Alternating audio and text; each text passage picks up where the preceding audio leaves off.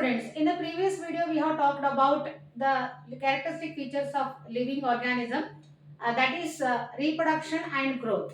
In today's lecture we are going to talk about the next character, that is metabolism. So what is metabolism? So this is a main feature of the all living organisms, the organisms which may be unicellular or multicellular.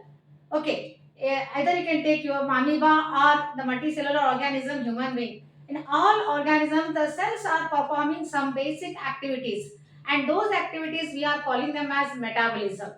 Okay, so as you know that the all living organisms are also made up of, they basically made up of some chemicals.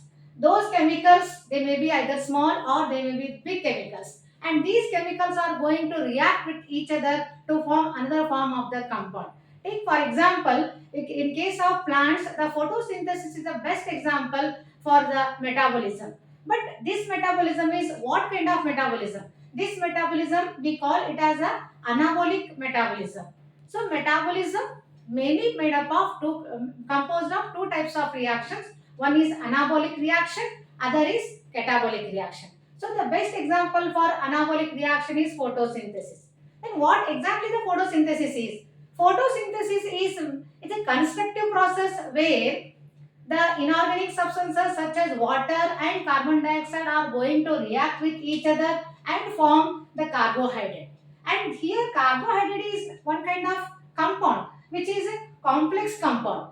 How it is formed? It is formed by the reaction. So reaction of carbon dioxide and water. Thus the metabolism where the constructive process may be there or destructive process may be there. Then what is another example for catabolic reaction? The catabolic reaction is a destructive process. The best example for catabolic reaction is respiration.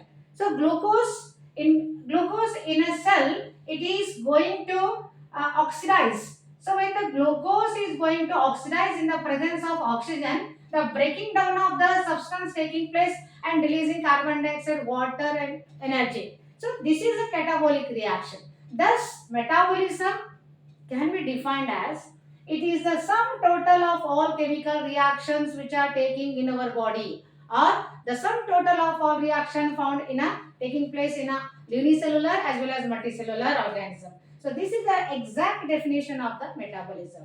So we will learn then what about the non-living organisms? Does they exhibit metabolic reactions? No, not at all. So they are not at all exhibiting the that is metabolism. Then metabolism is what kind of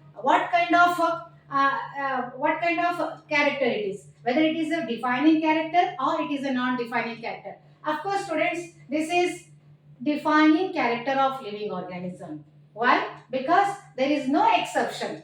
There is no exception because this character is going to occur or this property is going to occur only in the living organisms. We don't find this character in case of non-living. So there is no exception of this character.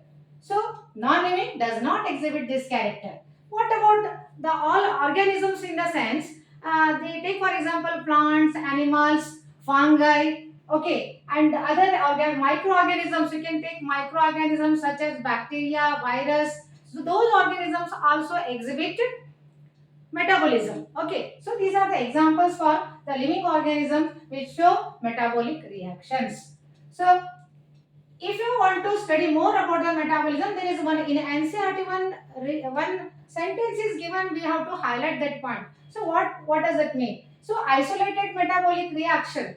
If you isolate some cells from the body and remove the if you isolate the reactions from the cell and perform those perform those metabolic reactions in a in vitro condition, then what you call it, whether it is a living or it is a non-living thing.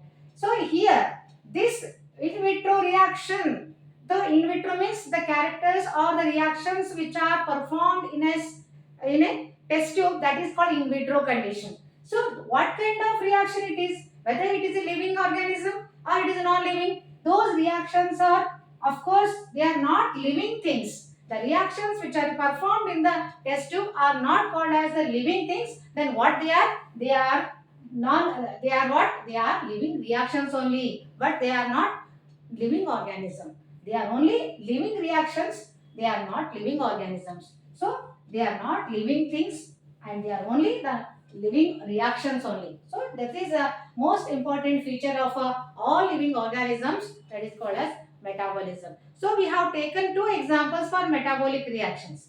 So sum total of all reactions taking place in a living organism is called as metabolism.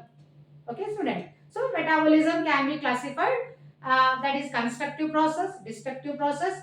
These two are not mentioned in our syllabus, but in order to understand what exactly the metabolism is, we need to understand the types of metabolism, that is constructive process, that is photosynthesis, destructive process, respiration. These two are the best examples for metabolic reactions. So with this character, we stop the explanation, and the questions based on metabolism we will discuss in the next video, students.